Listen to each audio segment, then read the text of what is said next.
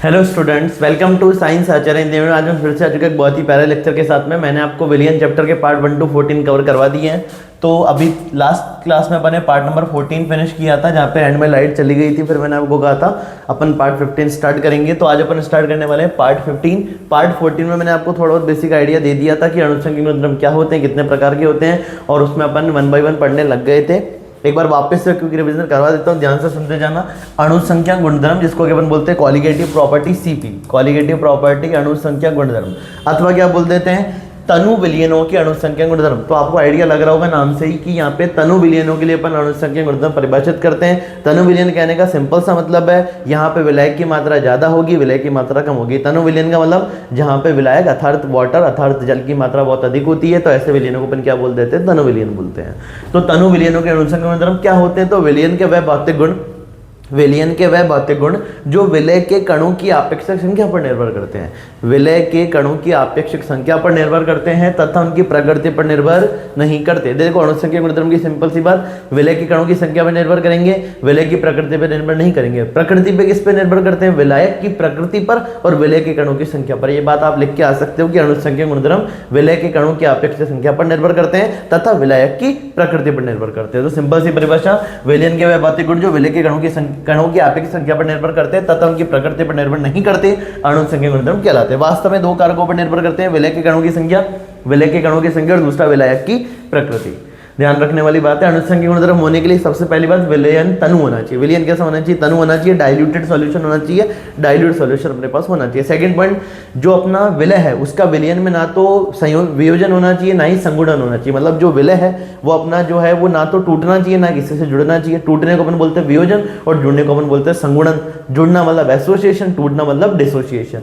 तो विलय विलयन में ना तो वियोजित होना चाहिए, डिसोसिएट होना चाहिए, और ना ही संगुणित मतलब एसोसिएट होना चाहिए।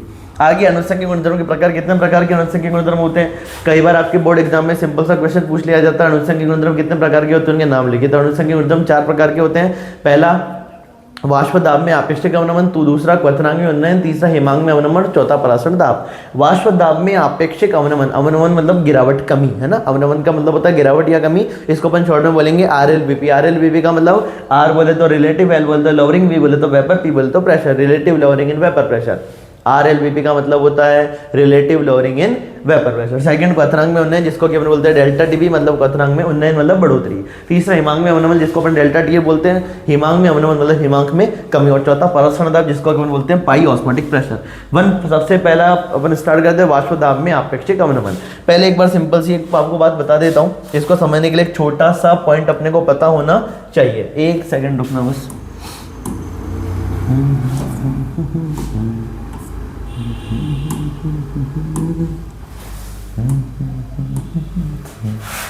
तो बच्चों ध्यान देना इधर, जब भी अपने को वाष्प दाब में आपेक्षिक अवनमन पढ़ना हो तो एक छोटी सी बात जो मैंने आपको शायद लास्ट लेक्चर में भी बताई थी। जैसे मेरे पास ये समझ लो एक कंटेनर है, इसके अंदर मैंने एक विलायक ले रखा था। यहाँ पे सिर्फ क्या था? विलायक था और कोई भी नहीं था। मतलब मैं कहूँगा ये शुद्ध विलायक है, क्योंकि यहाँ पे विलायक के अलावा और कुछ भी नहीं है। मैंने क्या करा, इसको टेम्परेचर देना स्टार्ट किया। जब टेम्परेचर दूंगा तो विलायक क्या बनाएगा? जो द्रव है वो किस में जाएगा? गैस में जाएगा या वाष्प में जाएगा? तो द्रव वाष्प बनाएगा। अब मैं कहूँगा क्योंकि यहाँ पे हमारा जो विलायक था वाष्पशील था, तो मैं कहूँगा विलायक जो है वो वाष्प ज्यादा बनाएगा, उसका वाष्प दाब ज्यादा होगा। तो पहले एक कंटेनर में सिर्फ विलायक था, अब अपन ने क्या किया, इसके अंदर अवाष्पशील विलय बना दिया। अवाष्पशील विलय, अवाष्पशील विलय का मतलब ऐसा विलय जो कि वाष्प नहीं बनाता है। तो जब अपन देखो, सबसे पहली बात, वाष्प दाब में आपेक्षिक अवनमन जब हम पढ़ेंगे तो अपन क्या कहेंगे, हमने किसी वाष्पशील विलायक में अवाष्पशील विलय मिला दिया। अब सुनना सिंपल सी बात, अब जो अपना कंटेनर है उसमें विलायक के साथ और कौन है? विलायक के साथ एक ऐसा विलयन है जो कि कैसा अवाष्पशील है। तो यहाँ पे सिंपल सी एक बात जो दिमाग में रखनी है कि ये जो अवाष्पशील विलय होता है ये सरफेस पे आ जाता है, और सरफेस पे आके ये जो वाष्पशील विलय है उसको वाष्प बनाने की प्रवृत्ति को क्या कर देता है? कम कर देता है। सिंपल सी बात है, पहले सरफेस पे कौन थे? सिर्फ वाष्पशील विलायक थे, मतलब विलायक थे, विलय नहीं थे। अब यहाँ पे विलय और विलायक दोनों आ गए हैं, तो मैं कहूँगा सरफेस पे विलायक की क्वांटिटी क्या हो चुकी? कम हो चुकी है। इसका मतलब कि अब विलायक का वाष्प अवस्था में जाने की प्रवृत्ति क्या हो जाएगी? कम हो जाएगी। जब अपन अवाष्पशील विलय मिलाते हैं किसी वाष्पशील विलायक में तो विलायक की वाष्प अवस्था में जाने की प्रवृत्ति कम हो जाती है, अर्थात विलायक वाष्प दाब कम बनाता है, इसीलिए वाष्प दाब में अपने को कमी देखने को मिलती है। इसी प्रक्रिया को अपन वाष्प दाब में अवनमन कहते हैं। क्या कहना चाह रहा हूँ, सुनते जाना। फर्स्ट अपन जो टॉपिक पढ़ रहे हैं क्वालिटेटिव प्रॉपर्टी अनुषंगिक गुणधर्म, उसमें नंबर 1 है वाष्प दाब में आपेक्षिक अवनमन, relative lowering in vapour pressure, RLVP जिसको अपन बुलाते हैं। तो relative lowering in vapour pressure क्या है, वाष्पशील विलायक में अवाष्पशील विलय मिलाने पर, वाष्पशील विलायक में अवाष्पशील विलय मिलाने पर विलय के कुछ अणु सतह पर आ जाते हैं। और ये विलय के अणु कैसे हैं, तो आप बोलोगे सर ये विलय के अणु जो है वो अवाष्पशील है, ठीक है, सतह पर आ जाते हैं, जो कि ना तो स्वयं वाष्प बनाते हैं, जो ना तो खुद वाष्प बनाते हैं, ना ही अपने नीचे मॉलिक्यूल्स को वाष्प बनाने देते हैं, मतलब अपने जो उसके नीचे उपस्थित जो वाष्पशील विलायक है उसको भी वाष्प बनाने नहीं देते। इस प्रकार से विलयन का वाष्प दाब, जिसको अपन किससे लिखेंगे, पीएस से। देखो यहाँ पे टर्मिनोलॉजी आनी चाहिए आपको, पीएस होता है विलयन का वाष्प दाब, इसको अपन कई बार पीटी से लिख देंगे, ठीक है, विलयन का कुल वाष्प दाब, पीटी या पीएस कुछ भी बोल दो इसको। तो विलयन का वाष्प दाब जिसको अपन बोलेंगे पीएस, विलायक के वाष्प दाब मतलब पी नॉट है, विलायक का वाष्प दाब क्या है, पी नॉट है। तो जब भी नॉट लिखो समझ जाना वो शुद्ध अवस्था का वाष्प दाब है, और अपन यहाँ पे विलायक को बोलेंगे, तो विलायक का वाष्प दाब पी नॉट है, इससे क्या हो जाता है, कम हो जाता है। इसका मतलब विलयन का वाष्प दाब जो कि पीएस है, विलायक के वाष्प दाब मतलब पी नॉट ए से कम आता है। विलायक का वाष्प दाब पी नॉट ए ज्यादा होता है, किससे, विलयन के वाष्प दाब पीएस से, यही ऊपर अपन ने पढ़ा, ठीक है। विलयन का वाष्प दाब जो पीएस है वो कम होता है, किससे, विलायक के वाष्प दाब पी नॉट ए से। इसका मतलब अगर मैं डेल्टा पी निकालना चाहूँ, वाष्प दाब में अवनमन, डेल्टा पी को अपन क्या बोलेंगे, डेल्टा पी को अपन बोलेंगे वाष्प दाब में अवनमन, जो क्या आएगा, P not A minus PS आएगा। डेल्टा पी जिसको कि अपन बोलेंगे वाष्प दाब में अवनमन, वो क्या आएगा, P not A minus PS. P not a क्या है, विलायक का शुद्ध अवस्था में विलायक का वाष्प दाब, पीएस क्या है, विलयन का वाष्प दाब, और विलायक का शुद्ध अवस्था में वाष्प दाब ज्यादा होता है, विलयन का वाष्प दाब कम होता है, तो P not A minus PS. इस और डेल्टा पी को अपन बोलते हैं P not A minus PS, और इस P not A minus PS को अपन क्या बोलते हैं, वाष्प दाब में अवनमन, लोअरिंग इन वेपर प्रेशर, ठीक है। अब मैंने क्या करा, P not A minus PS, P not A minus PS जिसको अपन बोलते हैं वाष्प दाब में अवनमन, इसमें भाग लगा दिया मैंने किसका, पी नॉट ए का, तो P not A minus PS upon P not A. तो मैंने वाष्प दाब में, देखो इसको P not A minus PS को बोलेंगे वाष्प दाब में अवनमन, जैसे मैंने नीचे पी नॉट ए लिख दिया, वापस सुनो, P not A minus PS को बोलते हैं वाष्प दाब में अवनमन, और जैसे मैंने P not A minus PS में भाग लगा दिया किसका, वापस से पी नॉट ए का, इसको बोलेंगे वाष्प दाब में आपेक्षिक अवनमन, जो किसके बराबर होता है, तो relative lowering in vapour pressure, वाष्प दाब में आपेक्षिक अवनमन, ये बराबर होता है विलय के मोल भिन्न के, XB के बराबर होता है, इसको भी हम प्रूव करेंगे। अब यहाँ से एक और बात सुनना, देखो अगर मैं बात करूँ, एक राउल्ट का स्टेटमेंट अपन लिखेंगे, delta P is directly proportional to, delta P मतलब वाष्प दाब में अवनमन, डेल्टा पी का मतलब वाष्प दाब में अवनमन समानुपाती होता है किसके, विलय के मोल अंश के। ये भी राउल्ट का नियम है, इंपॉर्टेंट बात है, वाष्प दाब में अवनमन, वापस से सुनो मेरे बच्चों, वाष्प दाब में अवनमन विलय के मोल अंश के समानुपाती होता है। और यहाँ पे विलय कैसा है, तो मेरे बच्चे बोलेंगे सर यहाँ पे विलय अवाष्पशील है, और सर उसका नेचर वो ठोस अवस्था में ठोस है और अवाष्पशील है, ठीक है। एक और बात, विलय यहाँ पे जल में घुलता तो है लेकिन वेपर नहीं बनाता, वाष्प नहीं बनाता, ये पानी में डिजोल्व तो होता है लेकिन वेपर नहीं बनाता, कौन, अवाष्पशील विलय। तो delta P proportional x solute मतलब कि वाष्प दाब में अवनमन, डेल्टा पी को क्या बोलते थे, वाष्प दाब में अवनमन, lowering in vapour pressure, directly proportional to X solute मतलब विलय के मूल अंश के समानुपाती होता है, वाष्प दाब में अवनमन विलय के मूल अंश के समानुपाती होता है। अब यहाँ से अपन डेरिवेशन करने जा रहे हैं, सुनते जाना। तो देखो यहाँ पे अगर मैं बात करूँ, अपन ने देखो ए, इसको ऐसे देखना, अगर मैं बात करता हूँ, अपन एक फॉर्मूला पढ़ा था, पी एस बराबर P nought P A plus P B, ठीक है, पी एस बराबर P A plus P B. फिर मैंने लिखा था पी एस की जगह अपन लिख सकते हैं पी नॉट ए एक्स है, और पी बी की जगह लिख सकते हैं P not B X B. अब मेरे को एक बात बताओ, यहाँ पे बी कौन है, यहाँ पे बी विलय है, बी कौन है, विलय है, बी कौन है मेरे बच्चों, विलय है। अब बी अगर विलय है तो मैं कहूंगा क्योंकि विलय वाष्प बनाता नहीं है तो उसका पी नॉट भी कितना हो जाएगा, जीरो हो जाएगा। ये जीरो तो एक्स बी से मल्टीप्लाई होगी, ये पूरी टर्म क्या बन जाएगी, जीरो बन जाएगी। तो P S is equal to P not A X A, यहाँ तक कोई दिक्कत होनी नहीं चाहिए, P S is equal to P not A X A. अब यहाँ से अपन इसको सॉल्व कर रहे हैं, क्या मैं एक्स ए प्लस एक्स बी को 1 लिख सकता हूँ, हाँ एक्स ए प्लस एक्स बी की वैल्यू 1 होती है, तो क्या मैं यहाँ से एक्स ए को 1 माइनस एक्स बी लिख सकता हूँ, तो आपका जवाब होगा हाँ सर लिख सकते हो। तो P S is equal to P not A, और एक्स ए की जगह मैंने क्या लिख दिया 1 माइनस एक्स बी। अब P S is equal to P not A 1 से मल्टीप्लाई होकर क्या बन जाएगा, पी नॉट ए माइनस का sign, P not A X B से मल्टीप्लाई होकर क्या बन जाएगा, P not A X B बन जाएगा। अब सिंपल सी बात, इस माइनस वाले को उधर लेके चल जाते हैं तो क्या बन जाएगा ये, अरे माइनस का पी नॉट एक्स बी उधर जाएगा तो क्या बन जाएगा, प्लस का पी नॉट एक्स बी, और ये पी एस इधर आएगा तो क्या बन जाएगा, माइनस का P S. Simple maths, P S को इधर भेजा तो P not minus P S हो गया, इस माइनस के पी नॉट एक्स पी को उधर भेजा तो प्लस का बन गया।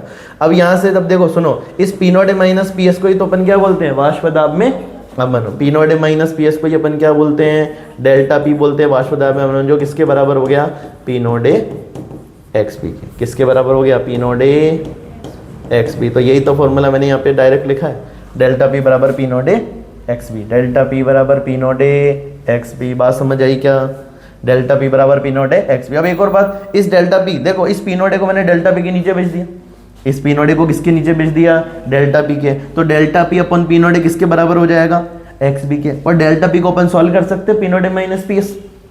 देखना इस वाले फॉर्मूले से क्या निकालेंगे इस वाले फॉर्मूले से delta P is equal to क्या लिख सकता हूं मैं, पी नॉट एक्स बी लिख सकता हूं। अब मैंने यहां से क्या करा सुनना, डेल्टा पी, इस पी नॉट को डेल्टा पी के नीचे भेज दिया, तो delta P upon P not is equal to X B. डेल्टा पी को क्या लिख सकता हूं, P not minus P S upon P not is equal to X B. और ये क्या है मेरा, ये है मेरा वाष्प दाब में आपेक्षिक अवनमन, जो किसके बराबर होता है, विलय के मूल अंश के बराबर होता है। ठीक है, सिंपल बात।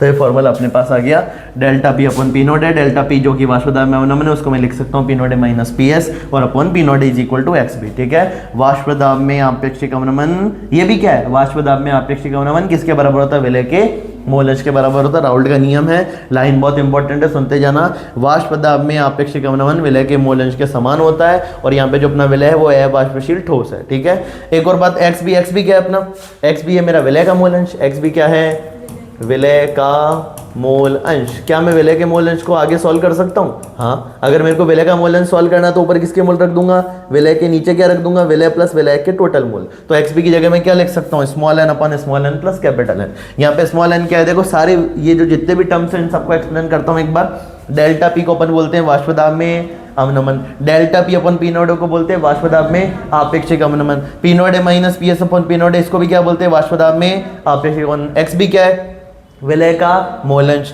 यहाँ पे स्मॉल एन क्या है, विलय के मोल। स्मॉल एन क्या है, विलय के मोल। कैपिटल एन क्या है, विलायक के मोल। ये सारी बातें मैंने लिख रखी है, आपको चिंता की कोई बात नहीं है। तो देखो यहाँ से अपने पास जो अपने को 4 फॉर्मूले दिमाग में रखने वो ये है।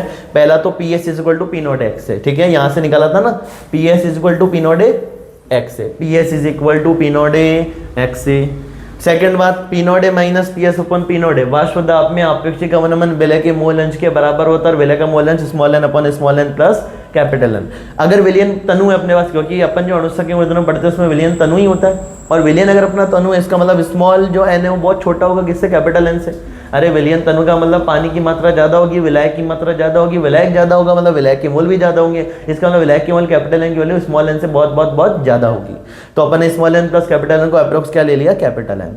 तो पी नॉट इसी फॉर्मूले से बनाया, P not minus P S upon P not is equal to small N, और small N plus capital N को मैंने क्या मान लिया, कैपिटल एन मान लिया। स्मॉल एन क्या है, विलय के मोल, कैपिटल एन क्या है, विलय के मोल। अगर विलय के मोल निकालने तो विलय की ग्राम में मात्रा बटा विलय का ग्राम आणविक द्रव्यमान, कैपिटल एन। विलय के मोल निकालने तो विलय की ग्राम में मात्रा और विलयक का ग्राम आणविक द्रव्यमान। तो यहाँ पे स्मॉल डब्ल्यू विलय की ग्राम में मात्रा, कैपिटल डब्ल्यू विलय की ग्राम में मात्रा, जी एम एम, ये स्मॉल एम जो स्मॉल एम लिख रखे ये है विलय का ग्राम आणविक द्रव्यमान, कैपिटल जी कैपिटल एम ये है मेरा विलायक का ग्राम आणविक द्रव्यमान। आई होप आपको ये बात समझ आ रही होगी।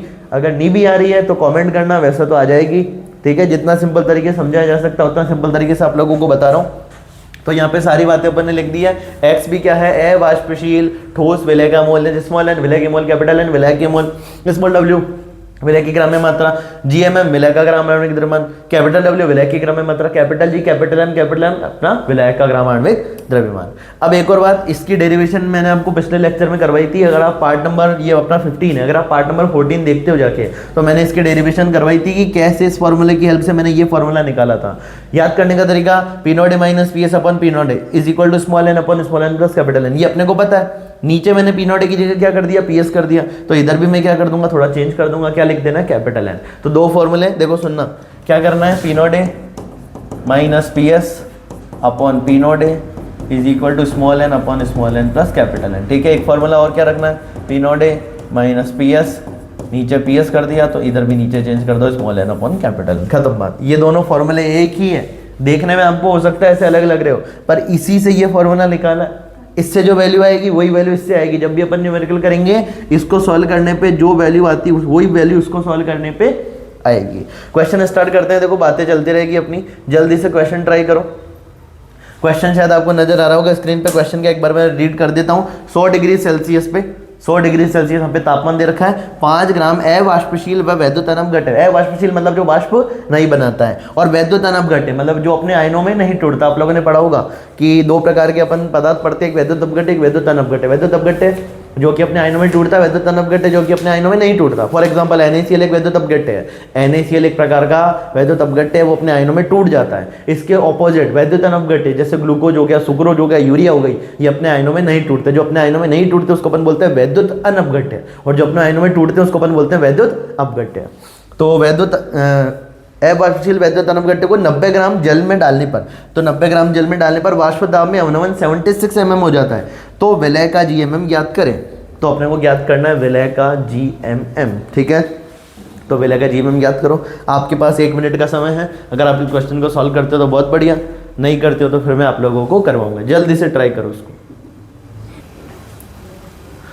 तो बच्चों अगर आपने क्वेश्चन कर लिया तो अच्छी बात है, नहीं करा तो इधर देख लो, मैं बताता हूँ आपको। 100 डिग्री सेल्सियस पे 5 ग्राम अवाष्पशील व वैद्युत अनपघट्य को 90 ग्राम जल में डालने पर, अवाष्पशील वैद्युत अनपघट्य 5 ग्राम, तो ये अपना विलय है। तो देखो स्मॉल w मतलब विलय की ग्राम में मात्रा कितनी है, जल्दी बोलो, 5 ग्राम। विलय की ग्राम में मात्रा 5 ग्राम, ठीक है। 90 ग्राम जल, विलय की ग्राम में मात्रा 90 ग्राम, ठीक है। विलय की ग्राम में मात्रा 90 ग्राम, ठीक है। मैं वाष्प दाब में अवनमन, वाष्प दाब में अवनमन मतलब P0 माइनस PS, इसको अपन बोलते हैं वाष्प दाब में अवनमन। देखो लिख देता हूं, इसको अपन क्या बोलते हैं, वाष्प दाब में अवनमन। तो वाष्प दाब में अवनमन P0 माइनस PS कितना दे रखा है, बोलो 76 mm ऑफ Hg, ठीक है। ये वेपर प्रेशर की यूनिट है, ठीक है, mm ऑफ Hg कह रहे हैं। तो विलय का GMM ज्ञात करना है अपने को, स्मॉल GMM ज्ञात करना है, ठीक है। अरे समझ आ रही है क्या बात। और कैपिटल GMM अपने को कितना दे रखा है, और अपन जानते रहे जल है ना 90 ग्राम, और जल का GMM कितना होता है 18 ग्राम। अरे 18 ग्राम पर मोल यही होता है ना जल का, ठीक है। तो 18 ग्राम पर मोल अपना GMM जल का आ जाएगा। ऑप्शन इसमें देने लिखे, चलो सॉल्व करते हैं। अपने को निकालना है क्या, समझ आ गया, स्मॉल GMM अपने को निकालना। अब आप लोगों के दिमाग में क्वेश्चन आ रहा होगा, सर ये P0 क्या होगा। P0 की वैल्यू तो दे ही नहीं रखी है, मतलब कि जल का शुद्ध अवस्था में वाष्प दाब। तो 100 डिग्री सेल्सियस पे ध्यान से सुनना एक बात जो कि आप लोगों को पता होनी चाहिए। 100 डिग्री सेल्सियस पे शुद्ध अवस्था में जल का वाष्प दाब कितना होता है, तो आपको दिमाग में रखना है आज के बाद 760 mm of Hg। mm of Hg में कितना होता है 760, कितना होता है 760। 100 डिग्री सेल्सियस पे क्या बोला मैंने, 100 डिग्री सेल्सियस पे जो जल का शुद्ध अवस्था में जो वाष्प दाब होता है, जिसको अपन P0 बोलेंगे, विलायक का शुद्ध अवस्था में वाष्प दाब कितना होता है 760 mm ऑफ Hg। फॉर्मूला क्या लगाएंगे, P0 minus PS upon P0 is equal to small n upon capital N। Small n की जगह रखूंगा स्मॉल w, स्मॉल GMM, ठीक है। पहले ही रख देते हैं, चलो स्मॉल w स्मॉल GMM, और इधर अपन रखेंगे कैपिटल W और कैपिटल GMM, ठीक है। बस वैल्यू रख के सॉल्व करते हैं। P0 की वैल्यू कितनी है, P0 माइनस PS की वैल्यू है 76, तो ऊपर रख दिया 76। P0 की वैल्यू 760, स्मॉल w कितना है 5, GMM कितना है निकालना है इसका, अरे इसका GMM मेरे को निकालना है। कैपिटल W जल की ग्राम में मात्रा 90 ग्राम, ठीक है। और ये तनु विलयन का ही उदाहरण है, क्योंकि विलय कितना है 5 और विलय कितना है 90 है, तो देख लो विलय की मात्रा बहुत ज़्यादा है, और जल का GMM होता है 18। डन है बात। अब मेरे को GMM निकालना है, तो देखो ये कितनी बार में कट गया 10 बार में, अरे 760 से 1 और 0 10 टाइम्स में खत्म। और 18 को 90 से अपन करेंगे तो कितनी बार में 5 बार में, और इधर 5 से 5 कैंसिल, तो उधर GMM को भेज देंगे और इधर 10 को भेज देंगे, तो GMM कितना आ गया 10 ग्राम पर मोल। तो GMM की मात्रा आ गई 10 ग्राम पर मोल, चेक कर सकते हैं, तो इसका आंसर आएगा 10 ग्राम पर मोल, ठीक है। GMM की यूनिट अपन क्या लिख देते हैं, ग्राम पर मोल, ये बात दिमाग में रखना। तो ये 10 ग्राम पर मोल अपना आ गया। आप लोगों को समझ में आना चाहिए, कैपिटल एन यहाँ पे बहुत बहुत बड़ा है स्मॉल एन से, यहाँ पे 90 ग्राम और 5 ग्राम कंपेयर कर लो आप, 90 और 5, तो ये विलय की मात्रा ज़्यादा है। अगला क्वेश्चन करो जल्दी से, अगला क्वेश्चन ट्राई करो, बहुत अच्छा सवाल है। 1 मोल अवाष्पशील विलय को, ध्यान से सुनो, 1 मोल अवाष्पशील विलय को 2 मोल पानी में घुला हुआ है, 1 मोल अवाष्पशील विलय 2 मोल पानी में घुला हुआ है। विलयन का वाष्प दाब पानी के सापेक्ष है। विलयन का वाष्प दाब पानी के सापेक्ष है। जल्दी निकालो। विलयन का वाष्प दाब पानी के सापेक्ष है। ट्राई करो, 1 मिनट का समय आप लोगों के पास में।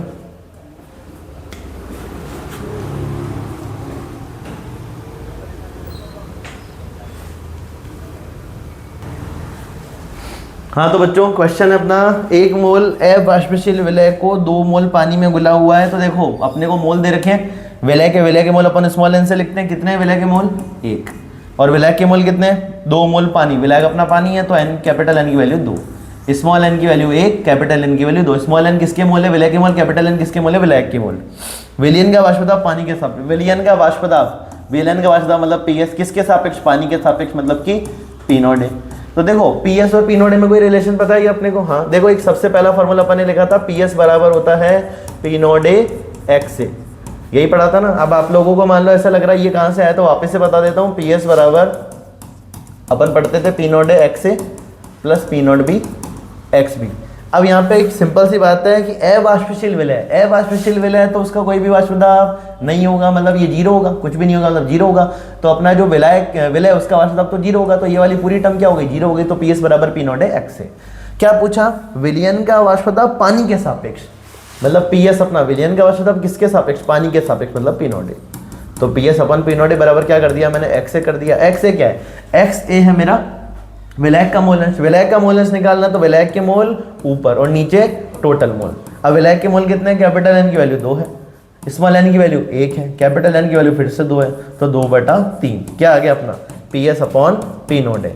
विलयन का वाष्प दाब, अरे इसको क्या पढ़ेंगे? विलयन का वाष्प दाब किसके सापेक्ष? पानी के। विलयन का वाष्प दाब किसके सापेक्ष? पानी के वाष्प दाब के सापेक्ष, जिसकी वैल्यू है 2/3, मतलब आंसर जाएगा अपना 1। ठीक है, PS equal to P not X है, PS upon P not A. इस PS upon P not A को क्या बोलते हैं अपन? विलयन का वाष्प दाब पानी के सापेक्ष। खत्म बात। अगला क्वेश्चन सॉल्व करो। यदि एक्स विलय 0.2 होने पर वाष्प दाब में अवनमन 20 mm ऑफ Hg हो जाता है, तो 40 mm Hg का अवनमन करने तो विलायक के मोल अंश होंगे। बहुत बढ़िया सवाल है ये, आप लोगों को ट्राई करना है अभी की अभी। 0.4, 0.6, 0.2 इनमें से कोई नहीं। इसको मैं अच्छे सवाल की कैटेगरी में बोलूँगा। ये सवाल अच्छा है, मतलब यहाँ पे ये दोनों तो बहुत इजी थे, ये सवाल थोड़ा अच्छे लेवल का है। निकालो, ट्राई करो कैसे करेंगे। यदि x विलय बराबर 0.2 होने पर वाष्प दाब में अवनमन 20 mmHg हो जाता है, तो 40 mmHg का अवनमन करने तो विलय के मोल अंश होंगे। करे बच्चों ट्राई, चलो ट्राई करते हैं। सुनो, अपन ने जो फॉर्मूला पढ़ा था वो ये है, P not A minus P S, इसको बोलते हैं वाष्प दाब में अवनमन। और पी नॉट ए का मतलब नीचे पी नॉट ए लगाते हैं वाष्प दाब में आपेक्षिक अवनमन। वो किसके बराबर होता है? विलय के मोल अंश के, मतलब एक्स बी। एक्स बी क्या है? विलय के मोल अंश। तो देखो एक्स विलय के मोल अंश कितने दे रखे? 0.2, तो मैंने एक्स बी की जगह कितना रख दिया? 0.2। कोई कंफ्यूजन नहीं होना चाहिए, बराबर। वाष्प दाब में अवनमन मतलब P not A minus P S, इसकी वैल्यू कितनी दे रखी है? 20 mmHg। तो मैंने P not A minus P S की जगह क्या रख दिया? 20, और नीचे पी नॉट ए। क्या मैं यहाँ से पी नॉट ए की वैल्यू निकाल सकता हूँ बच्चों? निकाल सकते हैं। पी नॉट ए की वैल्यू सॉल्व करेंगे तो क्या आ जाएगी? पी नॉट ए की वैल्यू सॉल्व करेंगे तो 20 और ये 0.2, तो 20/0.2, पॉइंट उड़ाएंगे ऊपर क्या? 200, 200/2 मतलब 100। पी नॉट ए की वैल्यू कितनी आ गई? 100। पी नॉट ए की वैल्यू कितनी आ गई बच्चों? 100 आ गई। ठीक है, अब आगे क्या कह रहा है सुनना है। ये कह रहा है कि अगर अपन ये जो अवनमन है ना 20 mmHg का होता है, तो 40 mmHg का अवनमन करने, तो अगर ये 20 की जगह अवनमन कितने का हो जाए? 40 का। मतलब वापस से फॉर्मूला लिख रहा हूँ, P not A minus P S upon P not A is equal to X B. अगर ये अवनमन कितने का हो जाए 20 की जगह? 40 का। तो मैंने P not A minus P S की जगह क्या लिख दिया? 40 लिख दिया। ठीक है, अरे वाष्प दाब में अवनमन P not A minus P S कितना हो जाए? 40। विलय के मोल अंश क्या होंगे? ठीक है, निकालते हैं। पूछा क्या है? विलय के मोल अंश, मतलब अपने को एक्स ए निकालना है। विलय के मोल अंश मतलब मेरे को एक्स ए निकालना है। पी नॉट ए यहाँ से निकाला था, पी नॉट ए कॉन्स्टेंट होता है? अरे पी नॉट ए कभी भी चेंज नहीं होता है, वो तो शुद्ध अवस्था का है। तो मैंने नीचे क्या लिख दिया? पी नॉट ए की जगह 100 लिख दिया, बराबर एक्स बी। अब एक्स बी को सॉल्व करो, कितना आया? 0.4। अरे एक्स बी कितना आया? 0.4। एक्स बी क्या है? विलय का मोल अंश। पर अपने को पूछा क्या? विलय का मोल अंश। तो अपन जानते हैं एक्स ए प्लस एक्स बी बराबर कितना होता है? 1 होता है। एक्स ए की जगह कुछ भी नहीं रखा क्या? क्यों एक्स ए निकालना था। एक्स बी की वैल्यू अपने पास कितनी आई? 0.4। ये 1, तो एक्स ए कितना आ जाएगा? 0.6। आंसर गया अपना बी, आंसर गया अपना बी। एक बार इसको चेक कर लो बच्चों, अगर आपको कोई डाउट हो तो पूछ सकते हो आप लोग। अपने पास x ए की वैल्यू कितनी आ गई? 0.6 आ गई। x ए की वैल्यू कितनी आ गई? 0.6 आ गई। अच्छा सवाल था ये, ठीक है। करो जल्दी से। देखो चलो इसका एक और तरीका आपको बताता हूँ, पहले तो ये करो। अगर ये आपको बात समझ आ गई तो अच्छी बात है, नहीं आई तो बताओ मेरे को कमेंट करके। कमेंट करके बताओगे तो पता चलेगा कि आपको बातें समझ आ रही है या नहीं आ रही है। हाँ तो बच्चों इस क्वेश्चन को सॉल्व करने का देखो एक और तरीका बताता हूँ। ये तो अपना तरीका है ही, ये आपको समझ आ गई होगी बात, है ना, कैसे किया मैंने। तो ये आ गई तो बहुत बढ़िया है। इस एक और तरीका देखो क्या है। एक छोटा सा कॉन्सेप्ट लिख रहा हूँ, delta P upon P not a, इसको अपन बोलते हैं वाष्प दाब में आपेक्षिक अवनमन। किसके बराबर होता है? विलय के मूल अंश के बराबर होता है। राउल के नियम का स्टेटमेंट है, ध्यान रखना, किसके बराबर होता है? विलय के मूल अंश के बराबर होता है। तो मैंने लिख दिया delta P upon P not A is equal to X B. अब क्या यहाँ से मैं ऐसे बोल सकता हूँ, ऐसे भी लिख सकता हूँ डेल्टा पी बराबर पी नॉट एक्स बी। अरे इसको ऐसे भी लिख सकता हूँ ना, डेल्टा पी, ये पी नॉट ए को एक्स बी से मल्टीप्लाई कर दिया, डेल्टा पी बराबर P not A X B. अब यहाँ से क्या मैं ऐसे लिख सकता हूँ, डेल्टा पी समानुपाती एक्स बी, क्योंकि पी नॉट ए तो कांस्टेंट है ना। अरे पी नॉट ए क्या है? कांस्टेंट है। मैंने आपको 3 स्टेटमेंट बताए थे, ठीक है, वापस सुनो 3 स्टेटमेंट। आप लोगों ने पढ़ा भी होगा, पी ए का एक फॉर्मूला होता है पी नॉट ए एक्स ए, ठीक है। एक तो ये, एक और फॉर्मूला लिख रहा हूँ, ये वाला जो अभी अपन ने लिखा है, डेल्टा पी समानुपाती एक्स बी। एक फॉर्मूला और लिख रहा हूँ, delta P upon P not a, ठीक है, जिसको अपन लिख सकते हैं P not A minus P S upon P not a, किसके इक्वल होता है? एक्स पी के। देखो राउल के नियम के 3 स्टेटमेंट, और ये जब 3 स्टेटमेंट आते हैं तो काफी बार बच्चों को परेशान करते हैं। तीनों स्टेटमेंट बोल के बता रहा हूं। किसी भी, ध्यान से सुनना, किसी भी घटक का आंशिक वाष्प दाब उस विलयन में उपस्थित, ठीक है, यहां से अपन लिखेंगे पी एस प्रोपोर्शनल एक्स है। किसी भी घटक का आंशिक वाष्प दाब उस विलयन में उपस्थित उस घटक के मोल अंश के समानुपाती होता है। पी ए समानुपाती एक्स है, राउल के नियम का स्टेटमेंट है। किसी भी घटक का आंशिक वाष्प दाब विलयन में उपस्थित उस घटक के मोल अंश के समानुपाती होता है, ठीक है।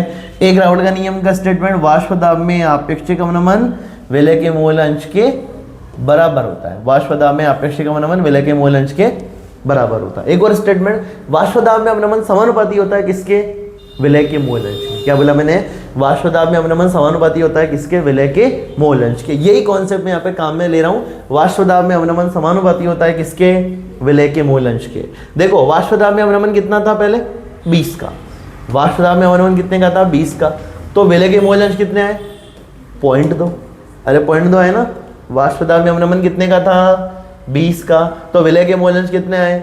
0.2। अगर वाष्प दाब में अवनमन कितने का कर दिया इन्होंने, ये पूछ रहे हैं, अगर 40 का कर दूं तो विलय के मोल अंश कितने आएंगे? 20 से डबल, 20 का 2 गुना 40, तो 0.2 का 2 गुना।